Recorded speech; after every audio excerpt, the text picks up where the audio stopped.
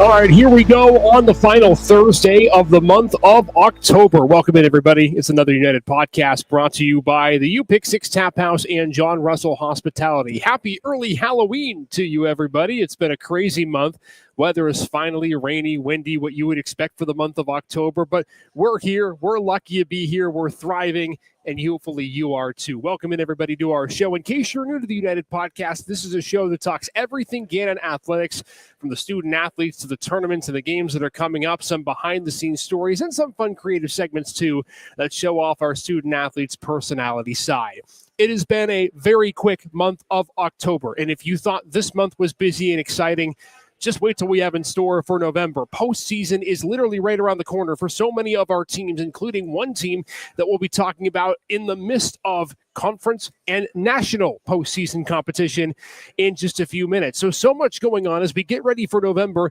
It's a look ahead to what can be in the postseason, but also an excitement for what's ahead in the next week or so, because we're really starting to get into the cream of the crop when it comes to those big, important games that could make or break your entire season. Let's show you what we have on tap for this evening as we get ready for our final podcast of the month of October here at the Tap House. Lots of stuff going on tonight. Emily Bowers is going to join us a little bit later on the show. She is the PSAC champion for cross country and did something that, as we talked about, that no other Gannon women's cross-country runner has ever done, and that is win the PSAC championship. She'll be joining us a little bit later on in the show, following Mark Jenneret, who will join us in just a couple of minutes. He's the executive director of the Erie Sports Commission because, as we know, the Erie Sports Commission has played a fundamental part in getting the CCA Women's D2 Tip-Off Classic to come to Erie. And if you can believe it, it's literally next Friday. We've been planning for it for months, and finally it's about to be here. Cannot wait for that. We're going to talk a bit more about that and what fans can expect, including a loaded field. Folks, you're not going to have a better tournament in the country in Division II, no doubt, on this weekend that is coming up next Friday, Saturday, and Sunday. Of course, we'll look ahead to the Tip-Off Classic Top 5 Plays of the Week return. We'll also preview Madness at the High Mark, which for students is going on tonight at 9 o'clock, and we'll have a fun little segment that you can get ready for it coming up in the next couple of hours. So much going on tonight. We have an exciting show for you like we planned, so let's not waste much time, shall we? Let's get started with our dish of the day. We're bringing back an old favorite for our final episode of the month of October here inside the UPick6 Tap House.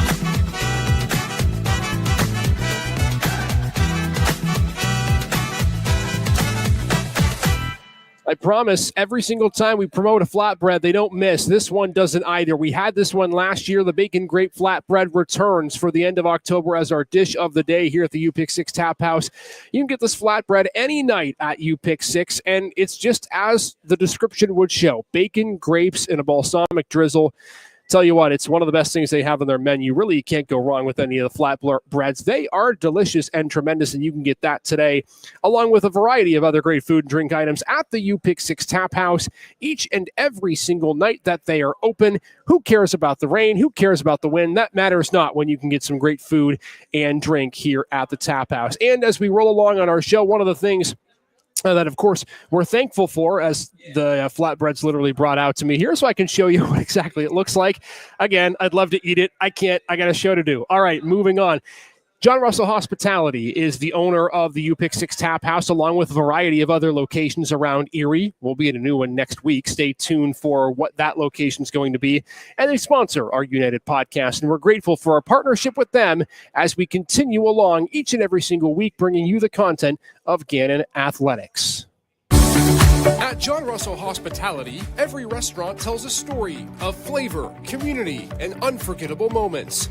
From handcrafted meals to welcoming spaces, we bring people together around a table. John Russell Hospitality, where great food meets genuine companionship. Make sure to visit one of our 6 locations today.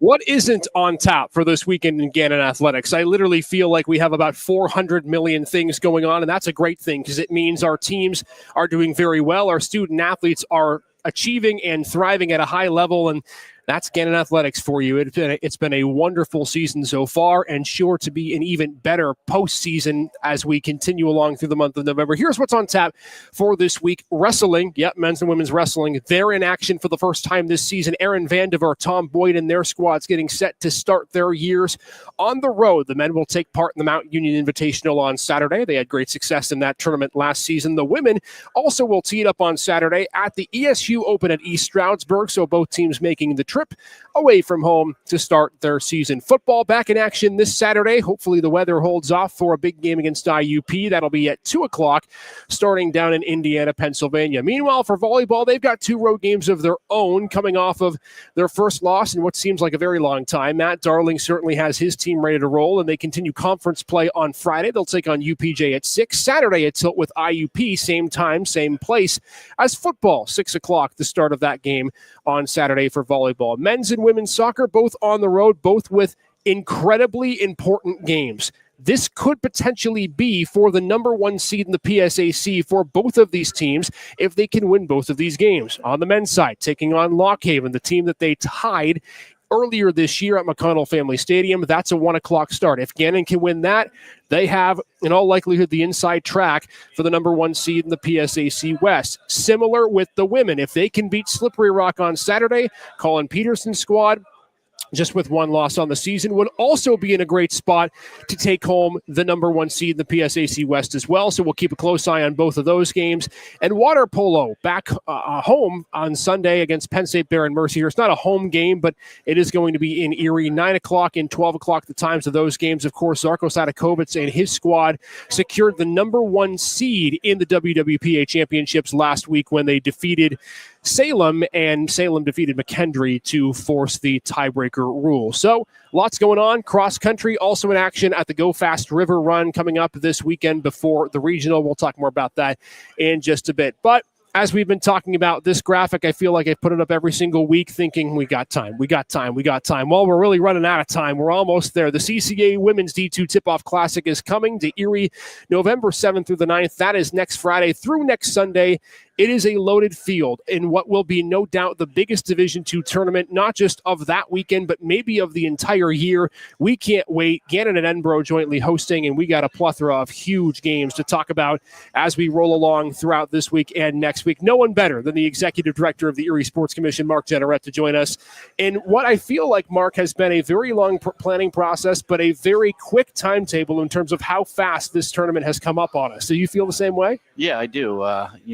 We were thinking about this the other day, and we started the bidding process. Let me think. It would have been in December of 2023, wow. I believe.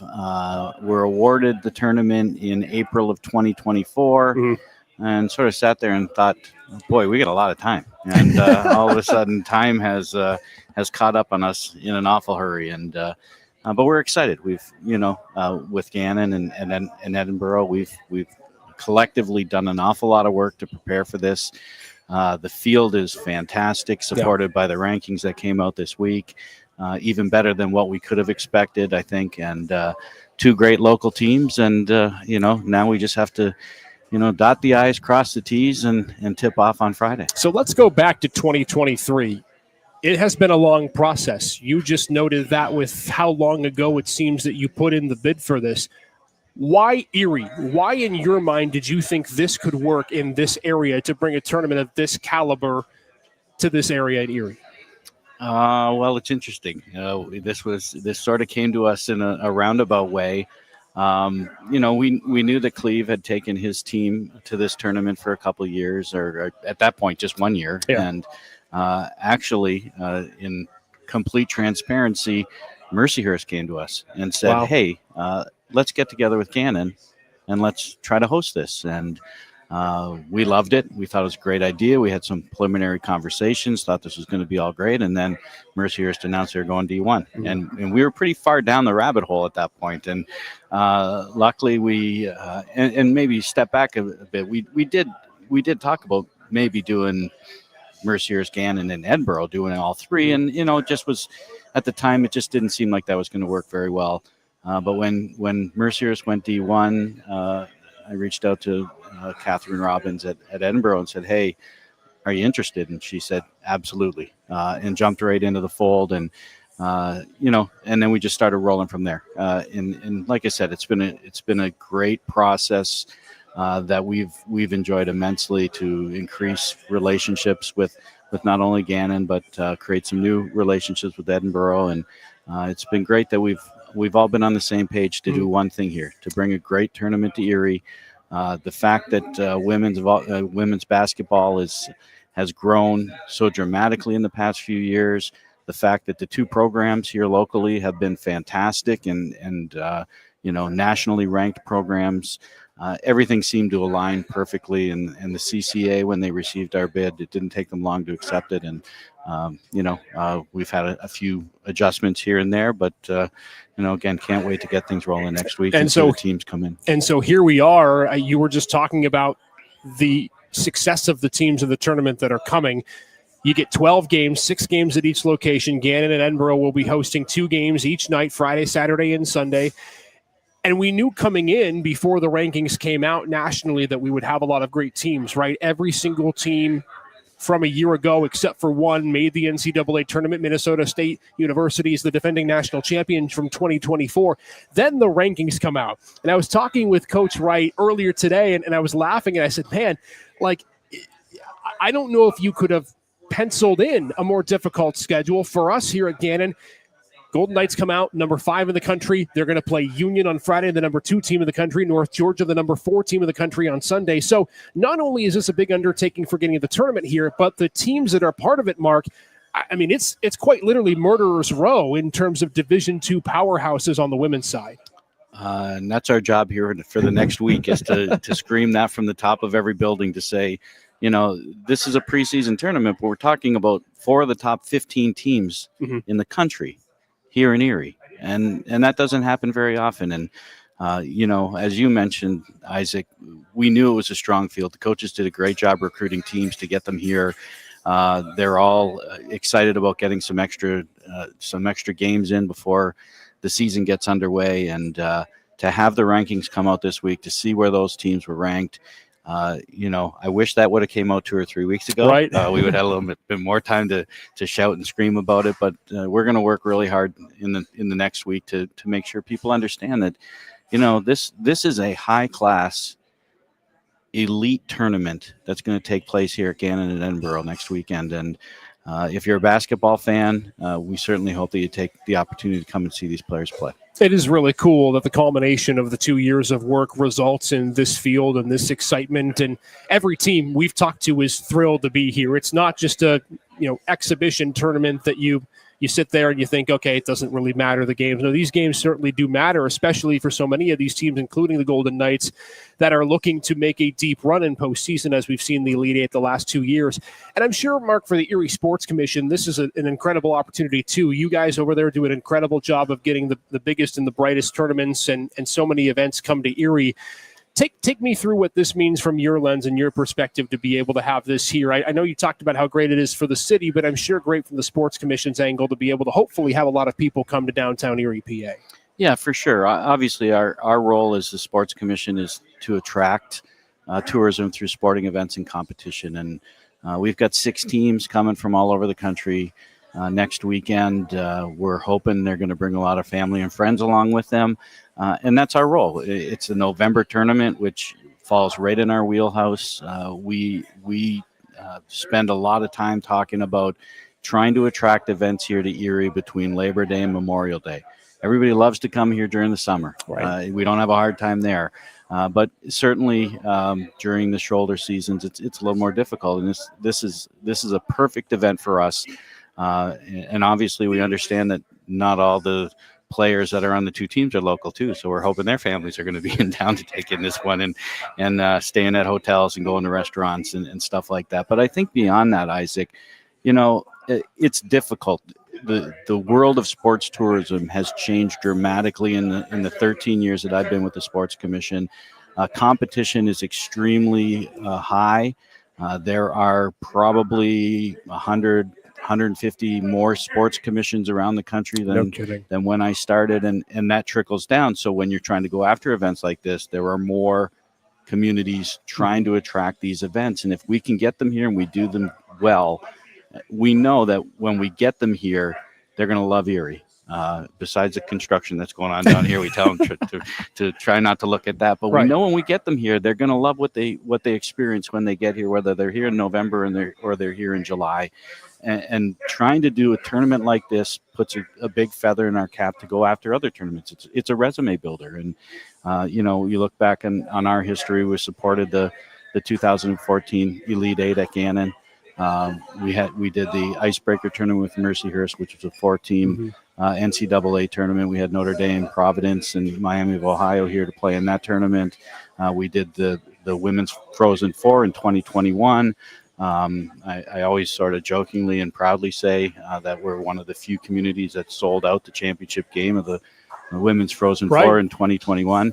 The caveat to that is it was COVID and we were only allowed 750 people in the Erie Insurance Arena, but it was sold out. The signs went on the board. But again, this just adds to the resume of Erie that we can do these events and we can do them very well. And the other thing that we struggle with a lot of times is it's not impossible to get here. We have an airport that doesn't have a lot of traffic, but we do have supporting airports in the region that can then help out in that area. And we can do these things. So we're going to continue to push that envelope. We're going to use this as an example to other tournaments that might be out there and maybe create our own as we move forward. And there's no excuse for the weather, at least not now, because it's early November. So we're hopefully going to get this in before the S word flies, and we have to deal with that through December and, of course, into the months, maybe all the way up until Memorial Day. Who knows? I'm all excited about a lot of things about this tournament, Mark, but I will say, if you're a fan, you're coming. You're going to get to see a lot of amazing things. Of course, Gannon and Edinburgh are going to put on their own pregame show. There's going to be fun events throughout each and every single game. But I will say the one thing that I maybe most am intrigued to see, and you showed this to us in our meeting earlier today, are the Player of the Game awards that you presented to us earlier. So it's a gold chain with walk me through it. What was the thought process behind the Player of the Game awards? Yeah, we're trying to keep a wrap on that. Okay. We think we got into a little bit of a trend that's going on right now. Okay. I'll give full credit to Catherine Robbins at Edinburgh. Sure. She was the one that brought it to the table. We were at Ho Hum Player of the Game gifts, to be frank with you, and she brought this in. They arrived today, and we think the players are going to love them. And my hope here is that when the players see the awards on Friday given out, that they're going to work extra hard on Saturday and Sunday to try to win one of them. There's only one per, or there's two per game, for each team. I'll say that much. But again, we're trying to do something that's a little different, a little special. We spent a lot of time at the Sports Commission trying to come up with ideas on memorable things to give these athletes, because a lot of this is about athlete experience and coming to town and enjoying everything else around basketball. They're all great basketball players. They're all great teams and they can play. But we want to give them a sense of enjoyment outside of that. Now, I realize Player of the Game is directly connected to the game. Sure. But I think it'll be memorable for them to go back to their home schools and maybe wear it proudly around their campus. I think so too. We'll keep it under wraps, but you're going to like it, I think. I think everyone's going to be excited, and you're going to love the games too. You're going to love the atmosphere. Again, if you're in the area and you're used to coming to games, don't just show up for the Gannon Edinburgh game. Show up for all of them. There are 2 games tonight. Get there at 5. Stay for the later game, and then same on Sunday for the afternoon. It's going to be a wonderful tournament. We expect very large crowds at both venues. And, Mark, I know you're going to be around, hopefully not running around like a chicken with your head cut off. Hopefully this planning process has been pretty well solidified. I'm pretty sure that's going to be your guys' job.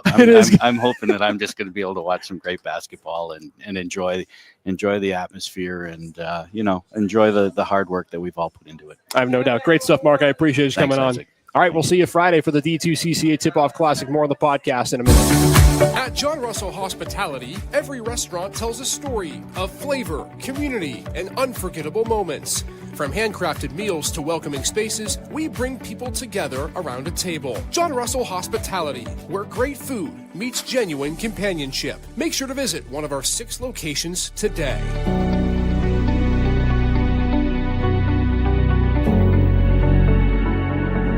All right, back with you on the horn here on the United Podcast, brought to you by our friends at the UPick6 Tap House and at John Russell Hospitality. Hey, happy Halloween for those who are celebrating it tomorrow. Make sure to stay safe and, of course, make sure the kids are dressed warmly for tomorrow. The weather's not going to be great. Is this a dancing skeleton? I thought it was supposed to move. I don't know. I digress. I'm getting carried away and caught up in things. All right, we're back on the show. Emily Bauer is going to join us in just a couple of minutes. Our thanks to Mark Generette for being with us ahead of the D2 CCA Tip-Off Classic. Speaking of basketball, tonight at 9 o'clock, if you're a student, there's an awesome opportunity for you to get a first look at the men's and women's basketball team, and that is through our first Madness at the Highmark event. It is at the Highmark Event Center with both the men's and the women's basketball team. Starts tonight at 9, doors open at 8:30. There are so many things that you can be excited for if you're a student tonight. Free food, live DJ, arrive early, be there. There's going to be a dunk contest, a three-point contest, and oh, by the way, did I mention there's going to be a $1,000 tuition giveaway as well this evening. So if you're a student, even if you have plans tonight, put those plans aside, come to the Highmark Event Center for just an hour from 9 to 10 tonight and be part of Madness at the Highmark, where you can watch players like Bree Claxton and Rocco Morabito go head-to-head in either a three-point competition, maybe for the men a dunk competition, or as we put the two of them through yesterday, a competition Gannon style of what you would consider a game of horse back in your childhood. I'm Rocco. And we're playing gold.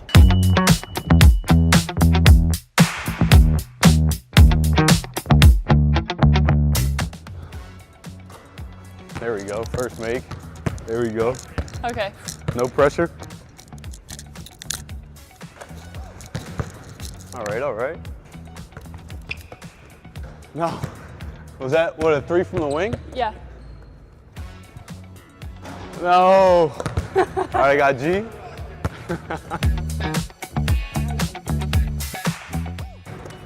I gotta try that again. Oh. No way. Let's go. Bree Claxton. Jeez, we got Coach E over here.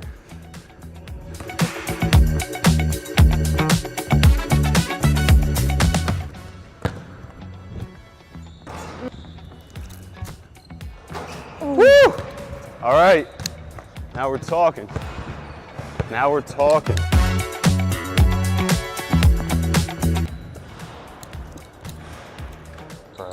Where was that? Like here? Yeah, like right there. Yo, L. No!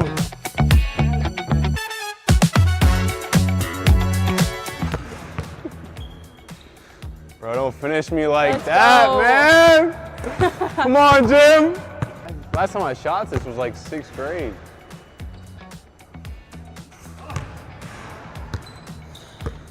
What are you gonna do? Good game. Good game. Good game.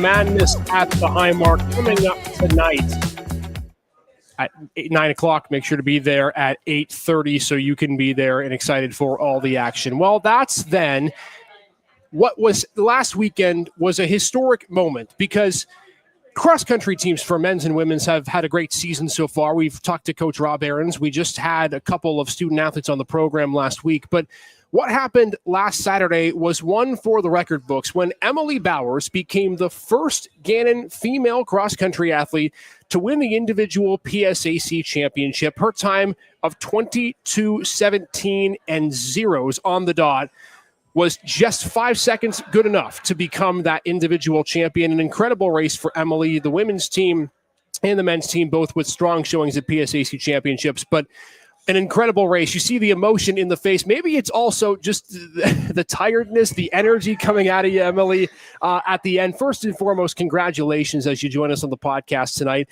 Was that relief? Was that emotion? Was it tears? What was that like when you crossed the finish line and you got to take the banner down as opposed to anybody else? Yeah, it was definitely disbelief for sure. Not necessarily what I was expecting going into the race, and obviously got more than 3 miles to work with on that course. So when I took the lead, I wasn't sure how long I'd hold it. But yeah, relief that it was over too, probably. Definitely was feeling it towards the end there. But yeah, I would say a little bit of disbelief there. I was going to ask you if you had a belief that you could win it coming into the race. You talked about that you weren't sure if you were going to have that opportunity. You took the lead pretty early in the race. At what point, outside of crossing the finish line, did you really feel like, okay, if I keep doing what I'm doing, I'm going to get there, I'm going to win this race? Yeah, I would say when I started to reach mile 2, I was feeling pretty good at that point, and I could kind of hear that my competition wasn't as much. And that's kind of when I started to pull ahead a little bit, and I kind of had the voices in my head of my teammates and my coach that have been supporting me and telling me I can do it. Yeah. And I really internalized that and said, okay, maybe I can. And as I started to pull ahead there, I think that's when I started to feel a little more confident. It's hard to believe that we have not had an individual female champion in the PSAC. And I'm sure for you, that alone, winning, it's exciting. To be the first, I'm sure, is an even greater layer on top of that. What does that mean to you to be first in the history books for Gannon women's cross country? First and foremost, it's really an honor. I'm so grateful for the opportunity and all the support I've received as a result of it. I mean, obviously, we train all through the summer, all through the season with these big goals in mind, and you never really know what's going to come of them. And I'm really grateful that I had this opportunity and that I was able to do this. And it really is an honor to have that title. Let's talk about the season as a whole. I mean, you've had an opportunity now for a couple of years to be a part of this program. I've talked to so many. I think I even talked to you at the beginning of the podcast in August about how the season would go and your expectations. How quickly did this team, you gain the confidence that you were going to be more successful than what others would predict, right? Whether it was preseason poll, individual rankings, things of that nature. How quickly did that confidence build for you and the team this year? Yeah, I think when we first got together in preseason, we saw a lot of potential. As everyone knows now, we have a really young team, and getting to see them work so hard in the preseason, I think there was a lot of excitement going those first couple weeks to see, okay, there's something here. You know, we all had our bases coming in from summer, and we all had confidence that we could maybe prove those stats wrong and pull ahead a little bit. What was the challenge of running that course last weekend? You and I talked just before you came on. We figured the weather wouldn't be great, maybe different sort of cleats, running shoes, whatever that looks like. What was the challenge in maneuvering through that course? Because, of course, you got to beat every opponent, but you also have to go against the course. What was that challenge like for you? Yeah, for sure. Going into that course, obviously it was raining the whole week. Anyone who was in Erie knows that. So going into it, we kind of had to have the mentality of, okay, it might be a little messy, might be a little muddy, which is not what we've been racing in the first part of the season. It was a lot cooler than any of our other races have been yet. And it's also a hillier course than a lot of the ones we race. So going into the course, we kind of had to keep all of that in mind. But I think our coach and our team leaders really just did a great job of kind of giving us confidence going into that we could handle that everybody else would be dealing with the same conditions too. And leading up to that, we really practiced. We did hill workouts. Our coach designed specific workouts to resemble the course. And I think that gave us a lot of confidence that we were ready to meet that challenge going into it. It's pretty amazing, the team chemistry that you have, not just on the course, off the course, right? You mentioned the leaders really helped you gain that confidence. What is it like inside the locker room, whether you're, off the course, on the course? What's that team relationship, team bond like? And did it help you at all get to the finish line on Saturday? Oh, definitely. I have always described our cross-country team as a family. I really think that's what we are. I think it's great that we get to practice girls and guys together. We're all a pretty close-knit group, and that does truly drive our training, whether it's training groups. Like I said, during the race, in my head, I was thinking about my teammates that believed even when I didn't believe that I could do that. And it really is pivotal in our performance. I think our support we have for each other, that when you're having a bad race and your teammate comes up next to you and says, you can do it, you got it, you go, it really pushes us to be our best. And Emily, now just the fourth Gannon women's cross country runner ever to become a two-time all PSAC honoree after earning it last year as well. Greatest thing about this, I think, for you probably is the season's not over, right? You're not going to race in the Go Fast River Run on Saturday, but you get a week off. You get a chance to prepare for the regional, also at Lock Haven next Saturday. As you look ahead to that, I'm sure, of course, for you and for others, the goal is get to national championships. What is it going to take? Take me through what that course might look like. Expectations for next weekend as you get ready for your regional competition. Yeah, I mean, spirits are pretty high going into that course because it is a beautiful flat course. We have a We lot. like the word flat. Yes, in cross country we do. We've had a lot of PRs come off that course, so everyone gets pretty excited going into that. Obviously, we're tapering into it too. To make nationals, it's the top 5, so my eyes are definitely on that. At this point, I'm just going to go and race my best and see what I can do out there. But yeah, I'm really excited to see what that weekend holds. Is there anything in particular, and I'm not asking you to give strategy away, I wouldn't know, again, I'm not a runner, clearly, but is there anything strategically that you changed it differently in the PSAC race that might be able to help you, things you might do similarly in the regional that could assist you in trying to get that top 5 mark? Yeah, for sure. I think I really went into PSAC with an attitude of trying to stay relaxed and have some fun with it. I think a lot of times we take our competitions really seriously as athletes, which is very important. Yeah.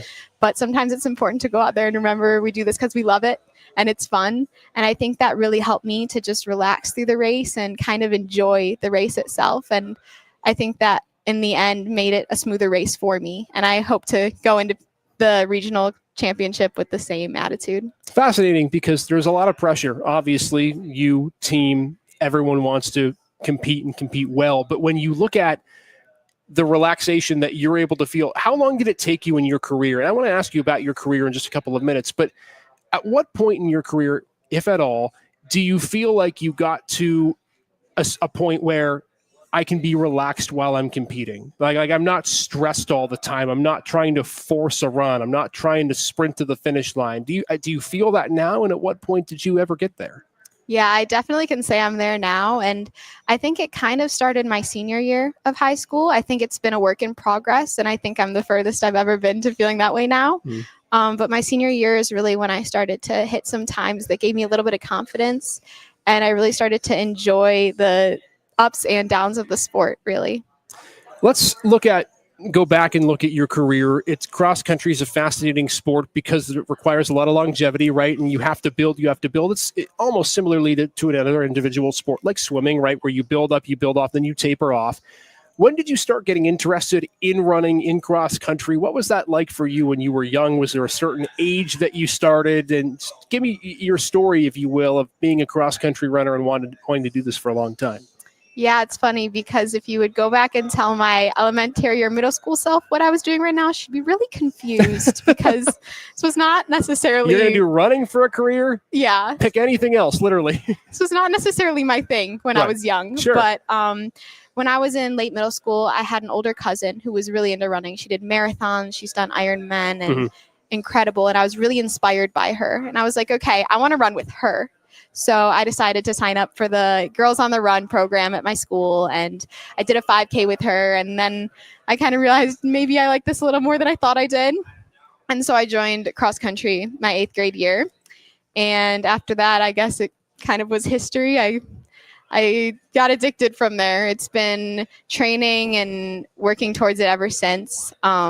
Yeah. It's when I fell in love with it. What makes this sport special? Besides the fact that it's both an individual and a team sport, what in your mind distinguishes cross country from the rest, in your opinion? There's so many things I could say. The first thing I would say is the community it's brought me. That's always been something that kept me in the sport, even on the hard days, is I think it bonds us in a really unique way because it is both an individual and a team sport. And it's also a very mental sport. So you really have to have those teammates on those hard days to get you through and tell you can do it. And it's been really cool for me to kind of see those goals that you accomplish. It takes, the consistency and commitment, but to see those goals get accomplished is something that I think is really unique too. It has been wonderful to get to watch you and both teams be so successful this season, and we can't wait to see what you do in just a week or so from now when you get ready for the regional. Emily, again, congratulations. Great season, and keep it up as you get ready for the regional next week. Thank you so much. At John Russell Hospitality, every restaurant tells a story of flavor, community, and unforgettable moments. From handcrafted meals to welcoming spaces, we bring people together around a table. John Russell Hospitality, where great food meets genuine companionship. Make sure to visit one of our 6 locations today.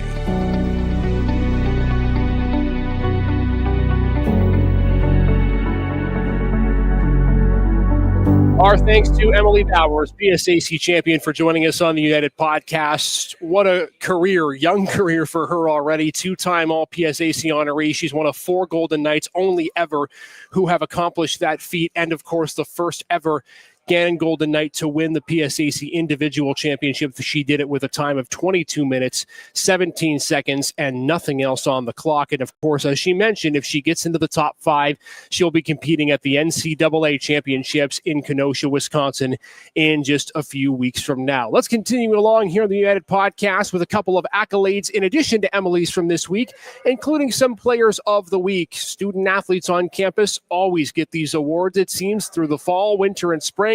Same thing again this year. And I'm looking outside. I'm really hoping that that's rain. I really hope that that's not snow. But I'm just going to worry about that once we get to it outside. Anyway, I digress. Sydney Wake recognized as the PSAC West Volleyball Athlete of the Week with great performances, including that victory against Edinburgh and a strong performance against a tough Cedarville team in a 3-1 defeat. Also in our Athletes of the Week, 2 from men's soccer. I don't know if you saw the game last night. There'll be a play in the top 5 plays. Men's soccer with a dominant 7-0 win over Slippery Rock. They've won their last 2 games by 7-0 scores. There, Orton is a big part of that.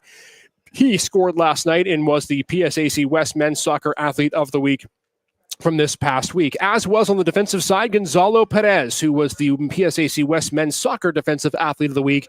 So Golden Knights cleaning up in those Fall Sport Weekly honor categories as well. Hey, just a reminder, if you come to the United Podcast in person every single week, you'll get an opportunity to enter your name into a pot of what we're calling our Golden Ticket Giveaway for 2024, 2025, 2026, I should say. Every week that you come to the podcast, show proof of purchase in person, you get another entry into the end of the year drawing, and one lucky fan will receive free season tickets for the entirety of the 2026-2027 year. It's one of our biggest giveaways we've ever done on Gannon Athletics, and we can't wait for you to be a part of it. Make sure to join the podcast live in person every single week for your chance to be entered into the Golden Ticket Giveaway. Was just talking about men's soccer as we continue along through the show. They're dominating on the field with multiple goal victories, including, like we said, 14-0. They've outscored their opponents in the last 2 games.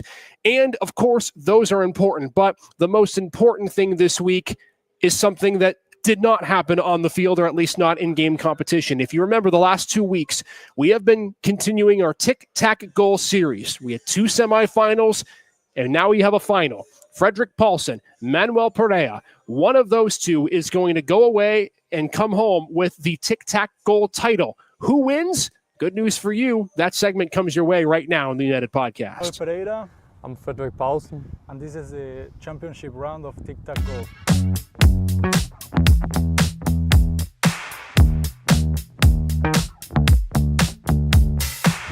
Bling bling. Do a field goal again. Middle. That's middle.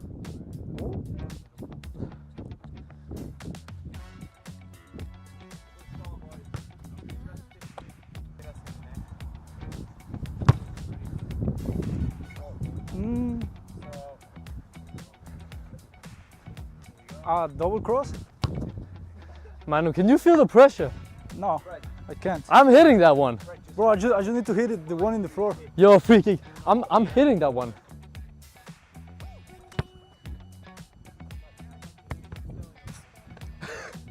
Hey, can we rewind? What did he say before? Oh, Freddy! No, man. We cannot be this bad. Yeah, I am trying to go in the corner. That's it. That's not that. No. That's no, it. That's not it. It's that's right in the corner of the square. That's the middle. That's it. That's not it. That's not it. Good game. That's not it. No. If there was a It's box, here, it's here. If there was a box right here. Honestly, I feel like it's more there. Hey, no, you're robbing me. Give me man. one last It was kick. here. If I hit it, I'll win. Let a second camera. Well, I already win. We're going to give it to him. You get one chance to make it at the top. Okay. Okay. Not your thing. Don't get nervous. That's a good finish, though. Champion. Here. Bro, I cannot lose to Freddy. Come on. You were about to lose. Champion. If I could hit the left corner, you would have lost so far. Yeah. Circle. The attacker won, boys. Finally. Manu is our champion in tic-tac-goal, one of the coolest segments we've done so far this year. Thanks to all 4 of our student athletes for participating with us for tic-tac-goal. It was a lot of fun. We'll probably do it again at some point later down the road in the season, but of course, it's always the exciting side of our student athletes that not everyone gets to see. We love bringing those segments to you, whether it's that one, whether it's the gold that we just did a few minutes ago with Bree Claxon and Rocco Morabito. So excited to be able to showcase more of those segments moving forward. And we have some cool things planned for the winter sports season along with fall sports playoffs. So make sure to stay tuned with us here. All right, we're getting ready for Madness at the Highmark coming up in a couple hours. I have to head over there to get prepped and set up and ready to roll. But before we end our show tonight, there's only one thing that we do before the show ends, and you all know what it is. It's time for our top 5 plays of the week that was in the final week of October. Got a good list for you here, only 5 to choose. But there were more that deserved to make the list. Let's start with number 5, not a play, but a team. How about men's water polo securing the number 1 seed in the East for the WWPA championships coming up in November? So Zarko Sadakovic's team gets a bye in the first round, and they get to host at Spire Institute in Ohio. We can't wait. It's going to be an amazing tournament, and the Golden Knights now 2 wins away from a WWPA championship. At number 4, volleyball on Friday night against Edinburgh. Gannon doesn't get the point here, but Casey Smith may not have said it out loud. This was a revenge game. She used to play for Edinburgh, and you can tell by her reaction on that block that she's fired up against the team she used to don the colors for. One more time, up it goes. Rejected it is. Matt Darling and Morgan Walters on the sideline saying, let's go to Casey. Gannon got the win in that PSAC battle. Here's number 3. Tic-tac-goal. We just showed you the segment on tic-tac-goal. This is how it looks like in a game. How about this with the finish from Rafa Hyde? It goes from high to low and back right into the crease. Take a look. Pass number 1. Touch number 1. Touch number 2. Through the legs of a defender. Bang. Left foot. Hyde. No problem. Top cheddar. And what a game for Rafa Hyde and the Gannon Golden Knights. They win 7-0 last night against Slippery Rock. Gannon women's soccer won against Edinburgh yesterday, 3-0. Here's one of the goals. How about Olivia Dixon, a freshman from Cathedral Prep just down the road? One of her 2 goals on the game. It was a multi-goal game for Olivia, but this one on a free kick. Take a look. Not easy. Right into the top corner, past everyone, including the outstretched mitts of the goaltender. Gannon, 3-0 winners over Edinburgh. They got a big game against Slippery Rock on Saturday. But at number 1, this one's pretty obvious and pretty evident. We just talked to her a minute ago, Emily Bowers. What a race for her. 22-17 in the PSAC Women's Cross Country Championship, the first ever female Gannon student athlete in cross country to win that individual PSAC title. And she and others will be heading to Lock Haven next weekend to compete in the regional with an opportunity to move to NCAA National Championships in Kenosha, Wisconsin in a couple of weeks. So congratulations to Emily, the entire cross-country team on the men's and women's side for their great performances at Edinburgh last week. And of course, we wish them best of luck in Lock Haven a week from now. One more time, what you can expect for this weekend, cross-country is a few of the student athletes will be in Lock Haven this weekend for the Go Fast River Run, which is one more event before the regional takes place next week. Wrestling begins their seasons. Best of luck to Tom Boyd, Aaron Vandiver, and their squads as they start their season at Mount Union and at East Stroudsburg, respectively. Football back in action this Saturday at IUP, as is volleyball. 2 road games on Friday against UPJ and Saturday at IUP as well. Men's and women's soccer, we talked about those 2 big matchups. Those are arguably the biggest matchups of the weekend in Gannon Athletics because of where the standings sit. Gannon, Lock Haven, right there at the top of the West for the men. Gannon, Slippery Rock, IUP, right there at the top of the West for the women. So these games, dramatically important. If the men and women can win them on Saturday, they're in a great spot for the opportunity to get the number 1 seed in the PSAC West, but time will tell as to how that will play out. And again, men's water polo in Erie again this weekend. They'll take on Penn State Barron and Mercyhurst for a couple of games before getting ready for WWPA championships, which is coming down the pike a few weeks from now as well. So much excitement ahead of November. And hey, speaking of November, we continue along with our United podcast, but do want to make a programming note. If you're planning on coming in person for our podcast in November, we are switching John Russell Hospitality locations. So that's right. November will be shows at the UPick 6 Public House on West 26th Street, West Ridge Road. It's a little bit west of here on campus.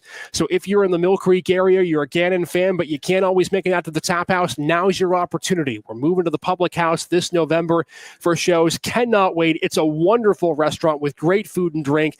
Can't wait to showcase that location and continue again on the United podcast throughout the month of November. So we're sticking with you. We're moving locations. Make sure to join us ahead of an incredible month to be throughout the month of November. We'll see you all next week. The CCA Tip-Off Classic next week. The Cross Country Regional next week. And the playoff push heats up as we get into the last week of the regular season for men's and women's soccer, and volleyball's getting close to playoffs as well. Going to be an exciting next 7 days. Make sure to make it a great weekend. Come out to some big events around the community, as well as Madness at the Highmark for students tonight. And we will see you all bright and early, or maybe dark, based on how dark it's getting early, at 6 o'clock at the UPick6 Public House on November 6th, next Thursday. Take care, everybody. Have a wonderful rest of your weekend, and we'll see you back here on this podcast next Thursday. Take care.